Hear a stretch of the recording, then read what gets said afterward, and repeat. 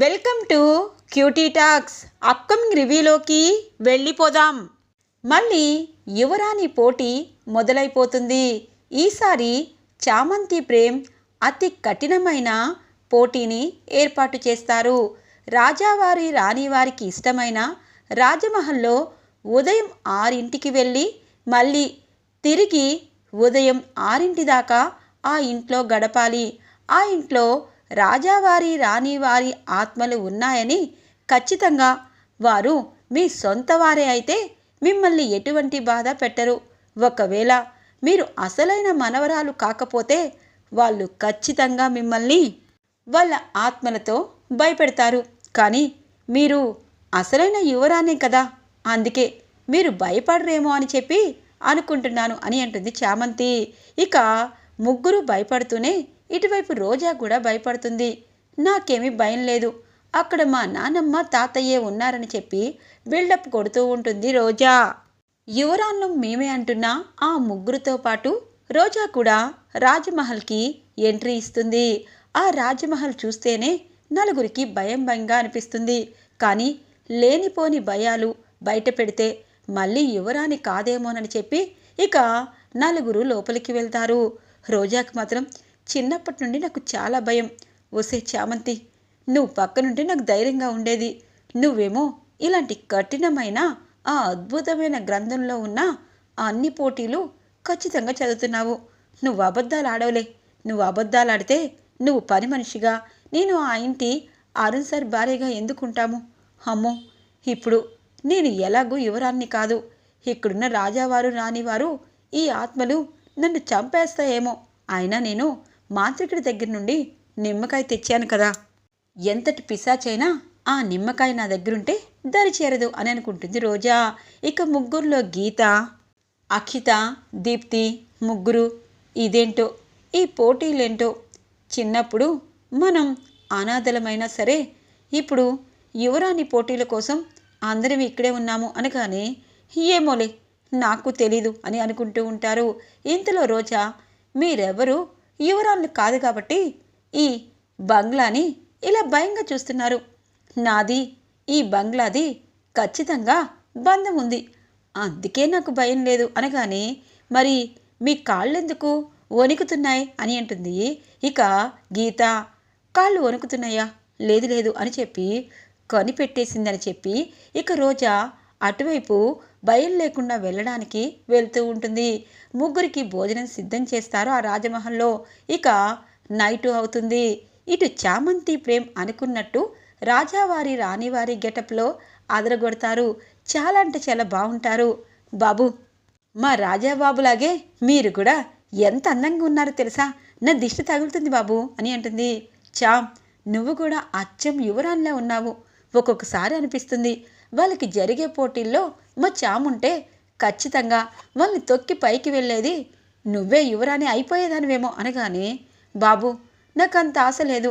యువరాణి కోసం మనం వెతుకులాడుతున్నాం అంతే. పదండి బాబు, ఈ గెటప్పులు మనలో మనకే చాలా నచ్చాయి కదా. నేను రాణిని, మీరు రాజా అనగానే చామ్, ఇలా అయితే బాగుంటుంది కదా అని అంటారు. బాబు, ఇది మనం అసలైన యువరాణి కోసం వేస్తున్న రాజావారి రాణివారి వేషాలు మాత్రమే అని చెప్పి ఇక రాజమహల్ వెనక నుండి ఇక చామంతి అలాగే ప్రేమ్ వచ్చేస్తారు. ఇటువైపు రోజా బిల్డప్ కొడుతుంది. కానీ ఏమో భయంగా ఉంది, నేను యువరాన్ని కాదు కదా అందుకే అని చెప్పి భయపడుతూ ఇక కొంచెం దూరం వస్తుంది. ఆ మహల్లోనే పెద్ద పెద్ద సౌండ్లు వస్తూ ఉంటాయి. ఇక మొత్తం సెటప్ పెట్టడంతో హే, రాజ సంస్థానానికి అసలైన యువరాణిలా వచ్చారు, కానీ మీరు కాదని మాకు తెలుసు, ఎవరో ఉన్నారు అని చెప్పి ఇక పాపం ఆత్మలుగా మాట్లాడుతున్నట్టు డిటిఎస్ సౌండ్ వస్తుంది. అందరూ భయంగా అమ్మో, ఈ రాజమహల్లో కొన్ని వందల ఆత్మలు ఉన్నట్టున్నాయి. రాజావారి రాణివారి సంస్థానంలో వాళ్ళిద్దరే ఉంటారేమో అనుకున్నాను అనగానే పిచ్చిదానా, అలా ఎందుకు అనుకుంటావు? ఇది రాజుల కాలం నాటి ఇల్లు, చాలా అంటే చాలా పురాతనమైంది. ఇక్కడ రాజావారు రాణివార్లు చాలామంది ఉంటారు. వీళ్ళు 48వ రాజసంస్థం కంటే 47 అంట. 48 మనమే అవుతాము అంటే ఎంతమంది ఇందులో పురాతనంగా చనిపోయిన వాళ్ళు ఉండుంటారు.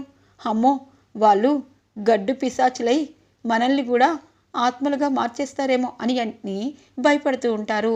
రోజా వణికిపోతూ ఉంటుంది. చూడండి బాబు, నేనిచ్చిన బిల్డప్ అని అంటుంది చామంతి. ఇక రోజా బయలుదేరినట్టు ముందుకు వెళ్ళగానే ఈ నిమ్మకాయ అని చెప్పి అంటూ ఉంటుంది. ఇంతలో చామంతి రాణివారి వేషంలో, హేయ్ దుర్మార్గురాలా, ఎంత ధైర్యమే, రామచంద్రయ్య అనేలోపు ఒక్కసారిగా రోజా గుండె పగిలిపోతుంది. ఇక నిమ్మకాయతో, మీరెవరైనా సరే నా బ్రతుకు తెరువు కోసం అని చెప్పి ఈ నిమ్మకాయ అనగానే నిమ్మకాయనికి పైకెక్కి కాళ్ళతో తొక్కుతుంది. ఏంటే, నువ్వు యువరానివా, నీ ముఖం అద్దంలో చూసుకున్నావా అనగానే అంటే అనేలోపు మర్యాదగా వెళ్ళిపో అని చెప్పి అంటూ ఉంటుంది.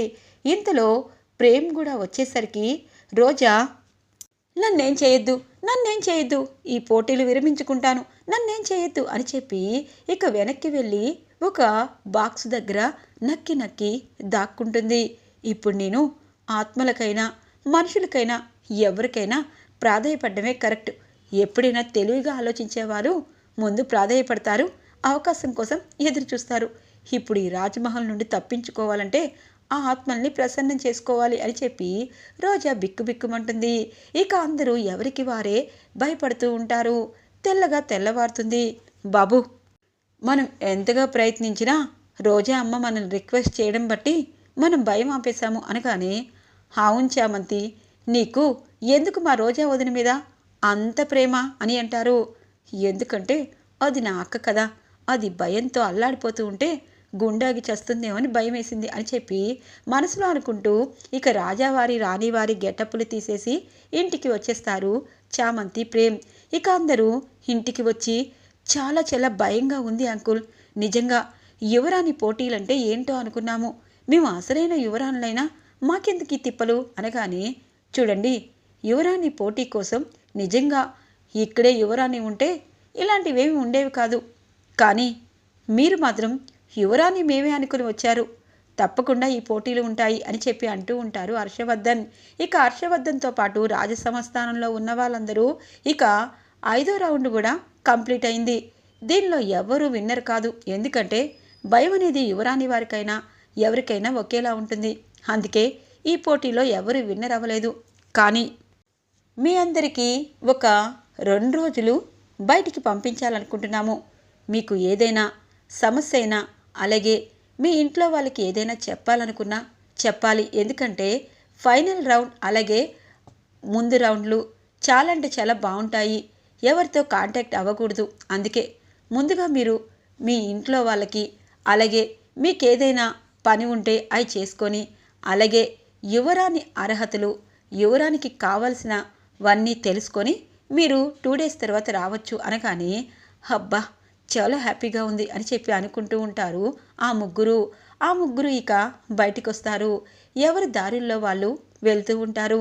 బాబు, ఇప్పుడు మనం వాళ్ళని ఫాలో అవ్వాలి అనగానే, అవును చామంతి, ఫాలో అయ్యి వీళ్ళు అసలు ఎక్కడికి వెళ్తున్నారు, ఏం చేస్తున్నారని తెలుసుకోవాలి అనగానే, ఇంతలో రోజా, అమ్మా, అంటే వాళ్ళ ముగ్గురు దొంగలని తేలిపోతుందేమో, ఒకవేళ వాళ్ళే అని చెప్పి అనుకుంటూ ఉంటుంది రోజా.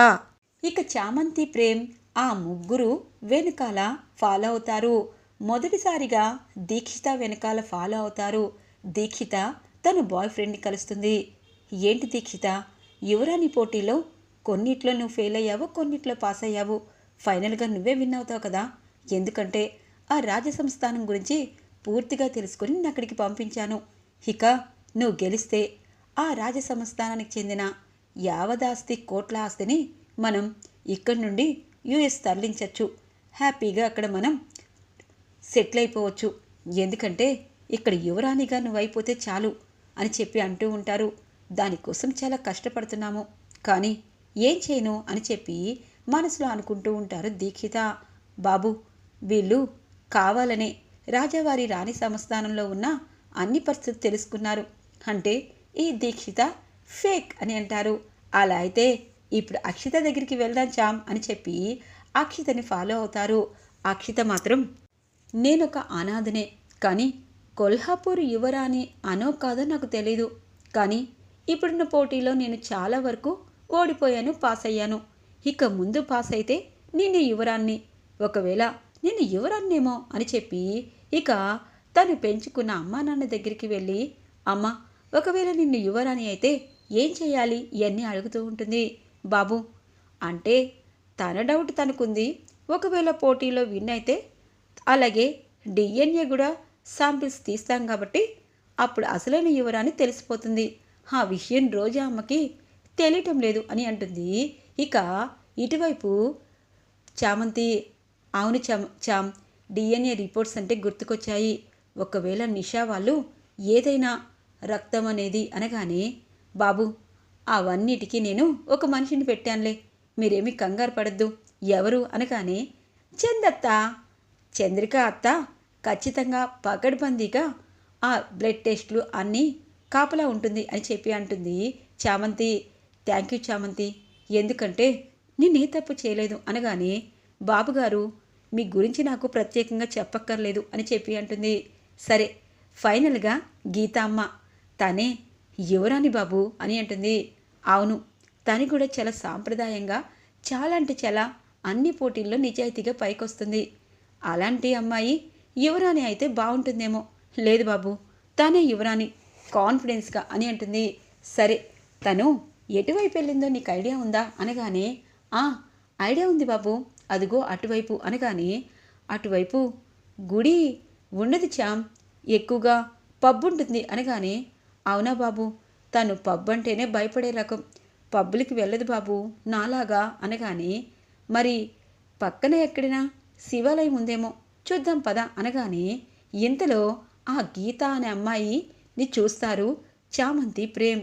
ఒక్కసారిగా బాబు ఇప్పుడు చూస్తున్నది మన యువరాణిగా పోటీలో రోజా అమ్మకి పోటీ ఇచ్చిన గీతయ్యనా అనగానే, అవును చామ్ తనే, మనం మరోసారి బుట్టలో కాలేసేసాము అనగానే, తను చూసావా ఆ వెస్ట్రన్ లుక్లో అనగానే, బాబు అవును బాబు ఏంటి అని చెప్పి అంటూ ఉంటుంది. ఇంతలో ఆ గీతా ఫ్రెండ్స్ వచ్చి, ఏంటే నువ్వు యువరాణి అయిపోతే ఆ ఆస్తులన్నీ అమ్ముకొని హ్యాపీగా మనందరం ఎంజాయ్ చేద్దాం అనుకున్నాము. నువ్వు ఈ మోడ్రన్ డ్రెస్లో ఈ పబ్బుల్లో హ్యాపీగా ఎంజాయ్ చేయాలి. ఈ 2 days అయిపోయాక ఈ యువరాణిగా బిల్డప్ కొట్టేయాలి అనగానే, మరే ఎందుకంటే అక్కడ ఒక పల్లెటూరు ముద్దులా ఉందిలేవే, అది నేనంటే పడి చచ్చిపోతుంది. దాని పేరు చామంతి, దానికి నేనే యువరాణి అని ఫుల్ కాన్ఫిడెన్స్. అందుకే ఈరోజు పబ్లో ఎంజాయ్ చేయడానికి వచ్చేసాను అని చెప్పి అంటూ ఉంటుంది గీత. బాబు వీడియో తీశారా అని అంటుంది. అవును చామ్, ఎందుకంటే మనం అనుకున్న యువరాణి తను కాదు, రేపు వస్తుంది కదా ఎలిమినేట్ అయ్యేది తనే అని చెప్పి ఇక చామంతి, ప్రేమ్ ఇద్దరూ ఆ గీత డ్రెస్ చూసి పదండి బాబు అని నీరసంగా ఇంటికి బయలుదేరుతారు. ఇది ఇలా ఉండగా రోజా ఆలోచిస్తూ ఉంటుంది. ఈ 2 రోజుల్లో అసలైన యువరాణి ఎవరు తేలిపోతుంది. నేను కాదు కాబట్టి ఖచ్చితంగా డిఎన్ఏ ఎముక రూపంలో మళ్ళీ టెస్ట్ చేస్తారు. ఎందుకంటే ఆల్రెడీ రాజావారి రాణివారి డిఎన్ఏతో నాది సరితూగాలి. అలా ఎప్పటికీ సరితూగదు. మరి అసలైన యువరాణి ఎవరై ఉంటుంది? ఆ రాజగ్రంథంలో ఖచ్చితంగా రాసే ఉంటుంది. ఈ ప్రేమ్ చామంతి వాళ్ళని ఫాలో అవడానికి వెళ్ళారు. మరి చామంతి అద్భుతమైన గ్రంథంలో అసలైన రాణి ఉంటుంది కదా, తను ఎవరు అన్నది నేను ఈ 2 daysలో పట్టుకొని తనని అంతం చేస్తే ఇక తను ఎప్పటికీ రాదు. డిఎన్ఏ రిపోర్ట్స్ మార్చేస్తాను అని చెప్పి చామంతి గదికి వెళ్ళి అద్భుత గ్రంథాన్ని చూస్తుంది. ఇక చామంతి తాను రాసిందంతా చదివి, ఒసే చామంతి, నువ్వు కొత్తగా పోటీలు పెట్టావా, నాకు తెలుసే అని చెప్పి, అసలు ఈ గ్రంథంలో 2nd పేజీలో ఏముందో ఎవ్వరికీ తెలీదు అని చెప్పి ఇక రోజా ఆ అద్భుత గ్రంథం చదువుతుంది. ఒక్కసారిగా ఆ అద్భుత గ్రంథంలో ఉన్న ఫోటోని చూసి షాక్ అయిపోతుంది. తను ఎవరో కాదు, చామంతి వాళ్ళమ్మ చాముండేశ్వరి. ఆ ఫోటో చూసి ఒక్కసారిగా నిప్పు వచ్చినట్టు వెనక్కి తగ్గుతుంది. అంటే అచ్చం చామంతిలా ఉందా వాళ్ళమ్మ, రాజావారి రాణివారి కోడల. ఇంతవరకు నాన్న కూడా చూడలేదన్నారు. అంటే కుమారవర్మ భార్య చామంతి తన కూతురా? అచ్చం తనలాగే ఉంది. తను ఎక్కడ ఉంది? తన ఫోటో మాత్రమే ఉంది. ఇన్ని రోజులు పని మనిషిగా ఉంటున్న చామంతి యువరాణినా? మరి నాన్న కూడా ఈ విషయాన్ని దాచేశాడా? దాన్ని కంటికి రెప్పలా చూసుకుంటున్నాడంటే అది యువరాణి అనే కదా. చా, నేను నమ్మలేకపోతున్నాను. చామంతి యువరాణి ఏంటి? నో నో అని చెప్పి గట్టిగట్టిగా కేకలేస్తూ, అసలు ఇదేం ట్విస్టు? రాజావారి రాణివారి దగ్గర పని మనిషి, కానీ అది యువరాణినా? ఇప్పుడు దాన్ని బుట్టలో వేసుకోవాలి. అది యువరాణి అని దానికి తెలీదు, కానీ యువరాణ్ణి కాకపోతే చచ్చిపోతానని బెదిరించాలి. అప్పుడు అదే అక్కని గొంతు మార్చుకొని గుండె మార్చుకొని నన్ను యువరాణి చేస్తుంది అని చెప్పి ఇక రోజా మరో ప్లాన్ వేస్తుంది. అద్భుత గ్రంథం చదివి ఈరోజు రివ్యూ ఇలా ఇంట్రెస్టింగ్గా ఎండ్ అవుతుంది ఫ్రెండ్స్. రాబోయే రివ్యూ కోసం మా ఛానల్ని సబ్స్క్రైబ్ చేసుకోండి. Thanks for watching friends.